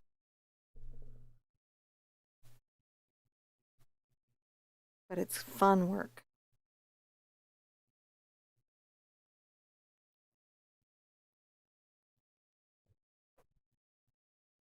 I can also do some like darker snow, kind of deeper into the tree.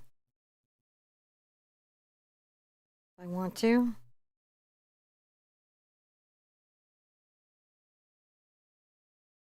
It's more in shadow.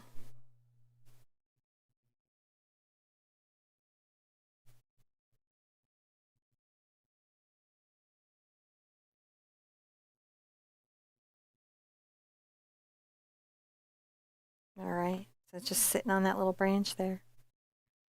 Just gotta let beautiful snow collect up.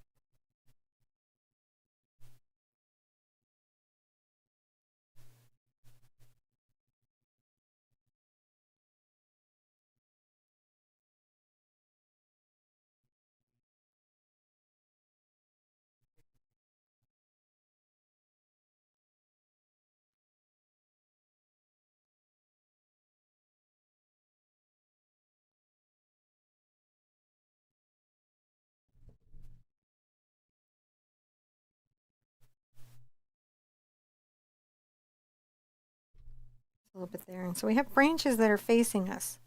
Cool. That's what we're trying to get, is little branches that are facing us.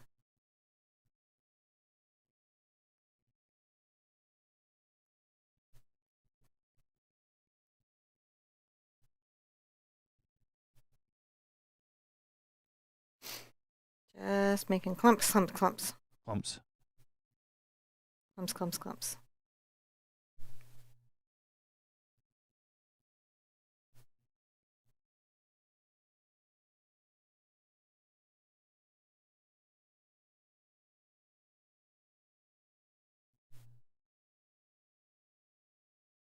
Sometimes you really, really get in there and just really snow on that branch. Mm-hmm. Do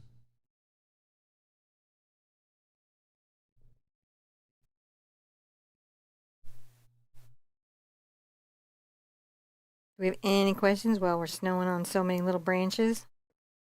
Let's see. Little touches in between. So these layers, you're doing, you're doing a lot of them. Mm-hmm. Do you think that you're going to do another layer of white on top of those? Well, there'll be a slightly lighter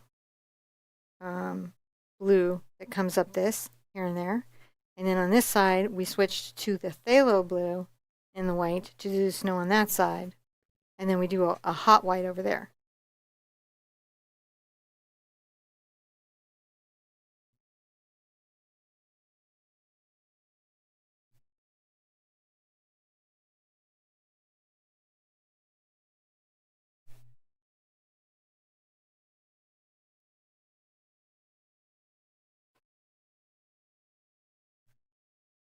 It's fun to put little branches in.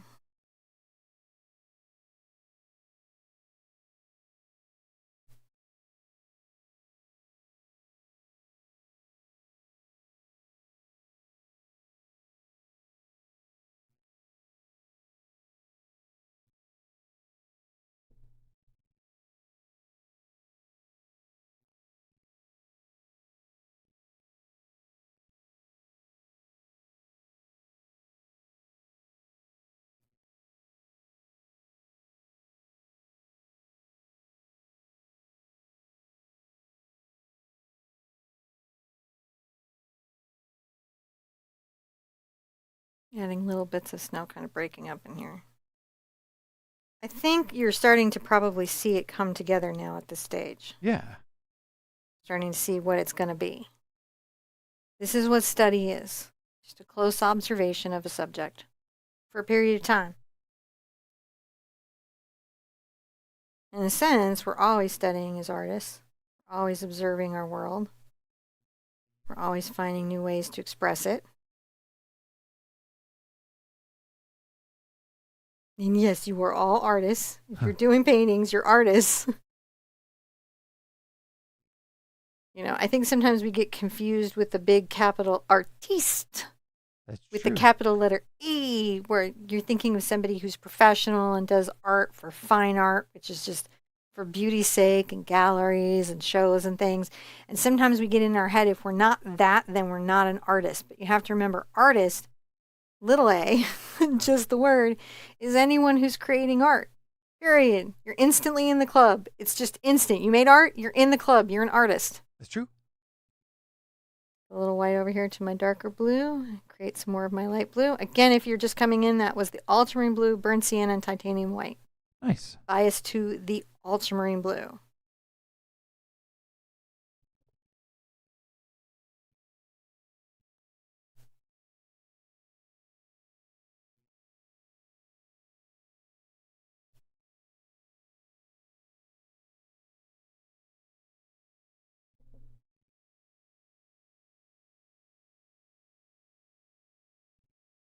As we get up there, we kind of see them more on their little edges. Yep.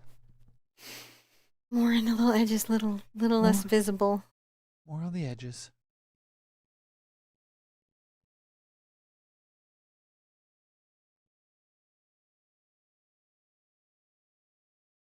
It's already starting to be a very snowy little pine day. How snowy is your pine tree? Snowy as you want it to be. Now listen, nothing wrong with the little fan brush pine trees either. Just saying, like, sometimes it's nice to do a deep dive into your tree. Yep.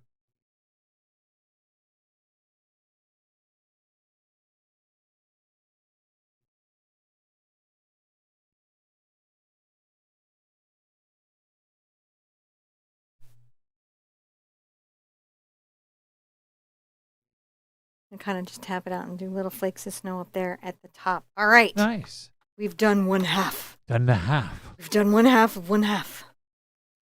So much to do, but we've got to dry it if we're going to do it. All Because right, we want to let's go to the dry other it. side and we don't want to drag our hand through the wet paint. All right. We don't want to do that. Don't want to do that. Don't want to do that. So you got to thoroughly dry it. And then after the dry, I think we're going to do the sunny side. The sunny side of the tree, and then I think that'll be pretty close. Got to do the sunny side of the tree.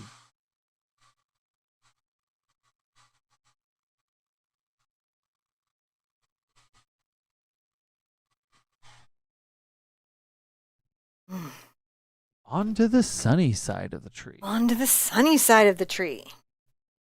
So I'm going to take a little bit of my phthalo blue, and I might tone it with a titch of my burnt sienna.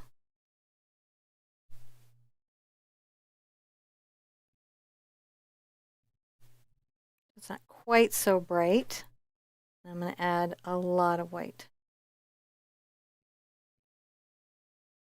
Let me put out some more white so I have enough white to add to everything.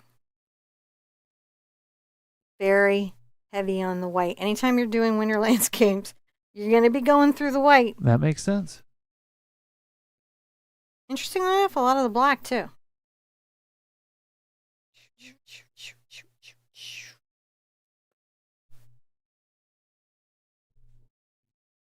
Phthalo blue is very staining. Very staining. Very staining.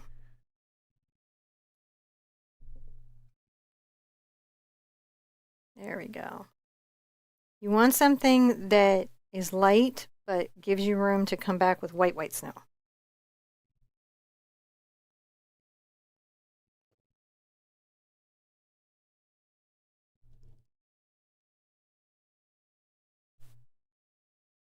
Just dancing it across there. Just gonna dance it across here.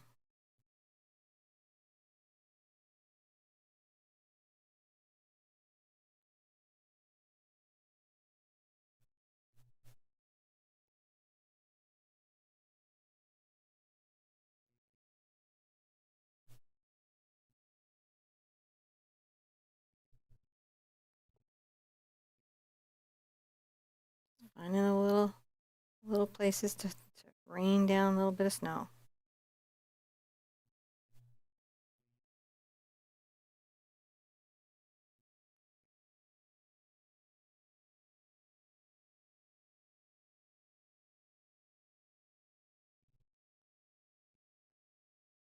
There. But there's a little bit of the green coming through, right?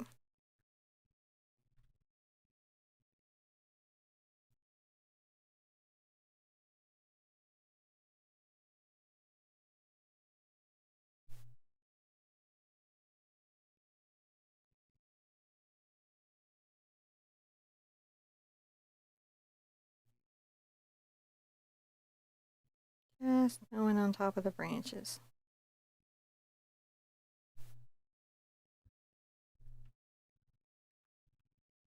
Slightly brighter on this side.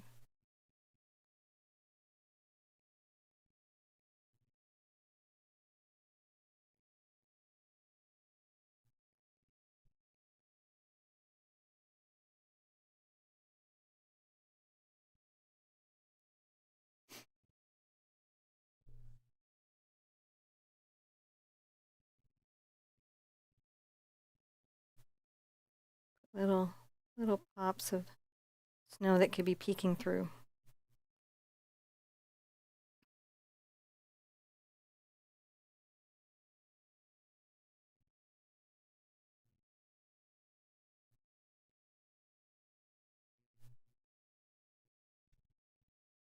How's everybody doing? Really good. Having a nice time studying tree? Study the tree.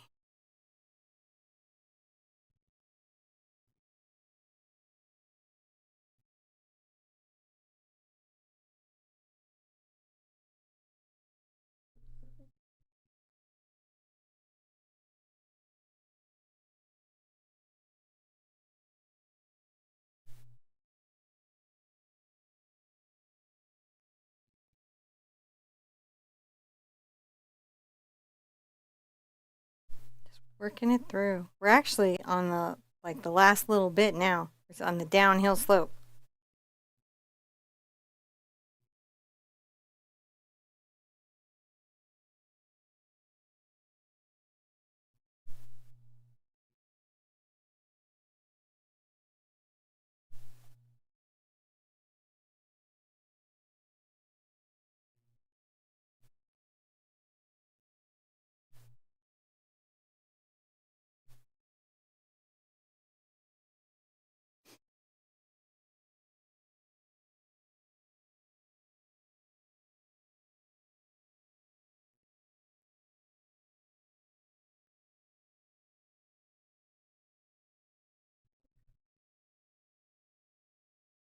Little pops of snow that might have fallen. Do you think this will look good on a larger canvas? Oh, this looks beautiful big. Big, yeah. It'd be big. beautiful big. Absolutely would be stunning and wonderful and fantastic big. Okay, let's dry that, and then we'll come back and put the highlights on the cool side of the tree. All right.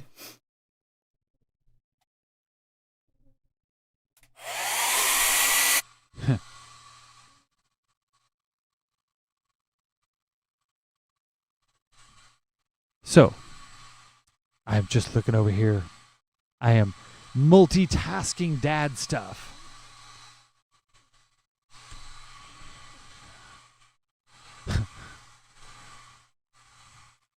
Just looking around here. This is awesome. We got just like maybe, every time I think we got one more layer, we got three more. There's at least two more layers. That's we got to do this side, and then we got to do the highlights on that side. So we're getting there. We're absolutely getting there. Take a little bit of white over to your blue color.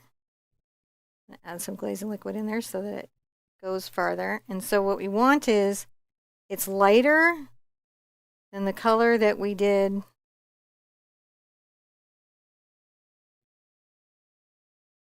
See if it's light enough. Yes.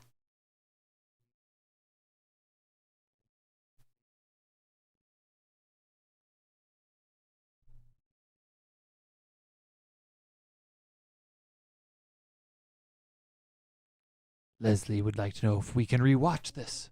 Anytime. It's on the replay. Yeah. And I'm going to put up the reference photo on the website and get that together for you.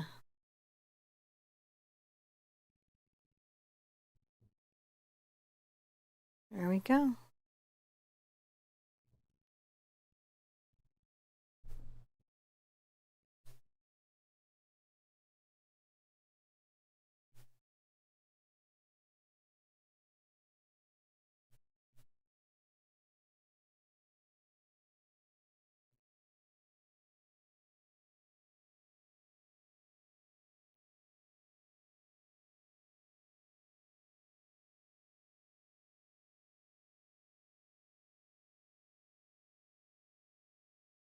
Not as much with the highlights, right?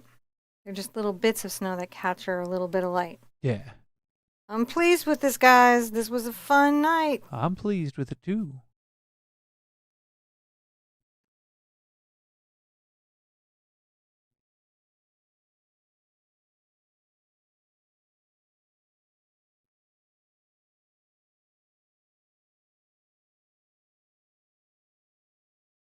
Just layers upon layers.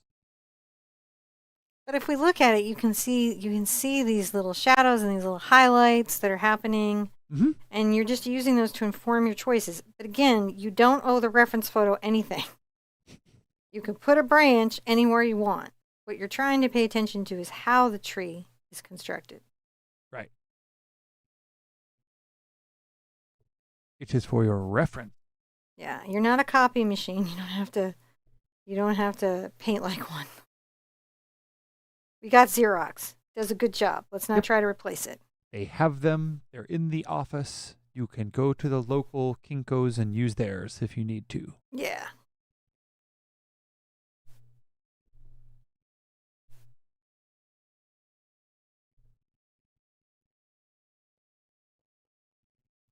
I'm a little more chunky with the highlights because it's little elements of snow, little sides of the snow get the highlight. That's true.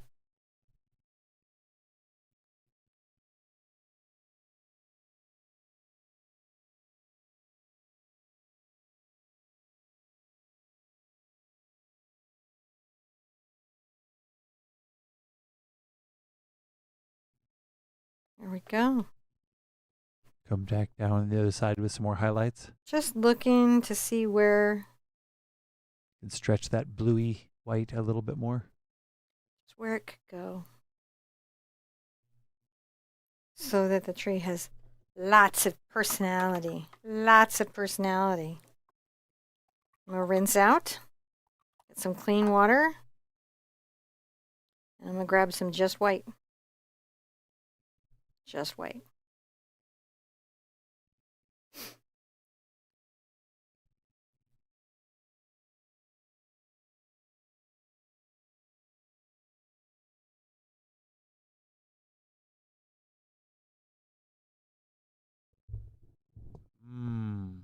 How do you break the habit of trying to paint like a Xerox machine? Well,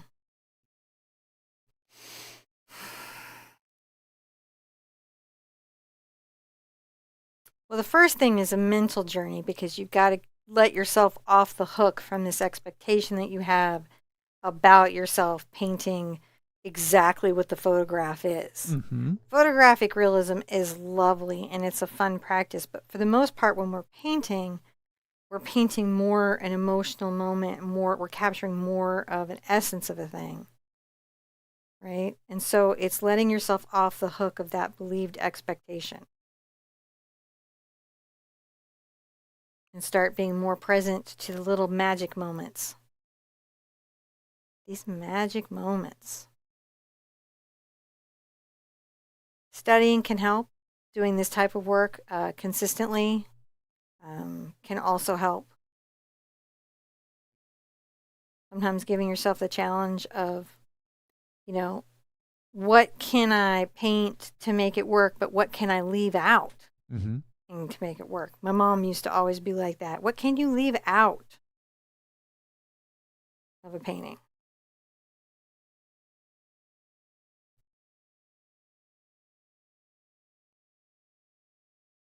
Now I was a little bit of a kid there, and I was like, nothing, because I did it right the first time.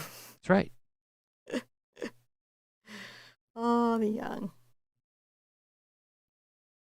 Adding those little brighter highlights on that side, and you can see that gives us that sense of light in what is a fairly monochromatic space.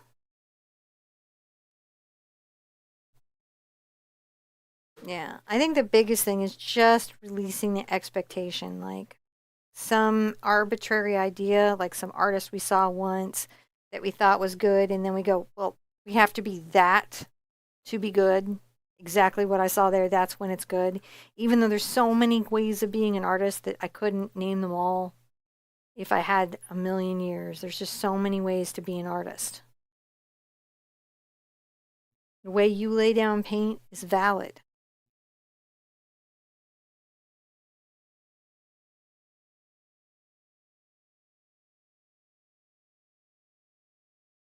The way you make marks is valid.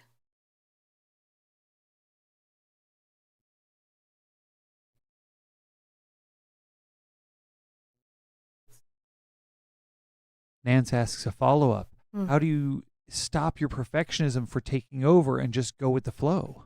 Well, one, recognize the power, like the superpower perfectionism can be when you don't use it as a knife against yourself.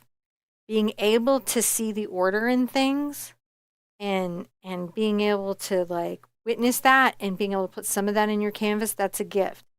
But when you wrap that around yourself till it becomes chains and you can't function, that's when it stops being like a great thing for you. So one of the things that could be nice is go to a website. It's Daily Paint Works. It's for daily painting, and look and see how the artists are painting and see if you don't find their artwork just beautiful. Those are people who paint every day. They give themselves 30 minutes or an hour to paint a painting. And so the paintings tend to be very loose and expressive. And start putting in your mind, start studying other art, things that are outside of your zone. Like find other types of art that you're like, that's really beautiful. I like that.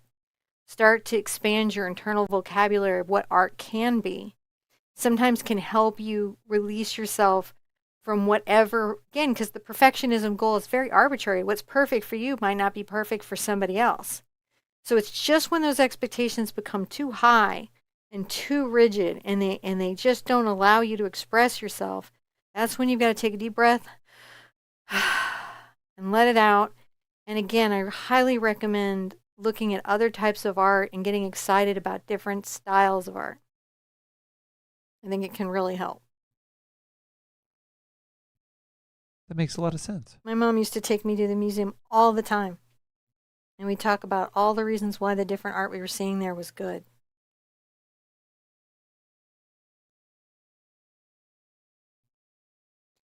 Now in the middle of the tree, I will come and add some white highlights.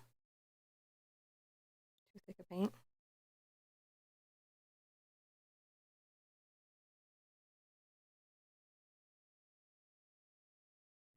And that's sort of like bright little pops of snow that have caught the snowbank here and there.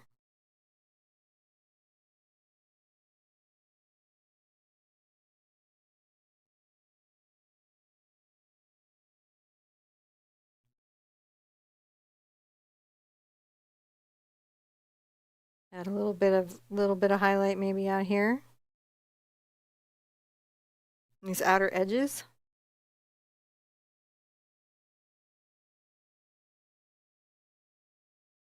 Just where the little outer branches might catch. Oh, goodness gracious. Was that fun?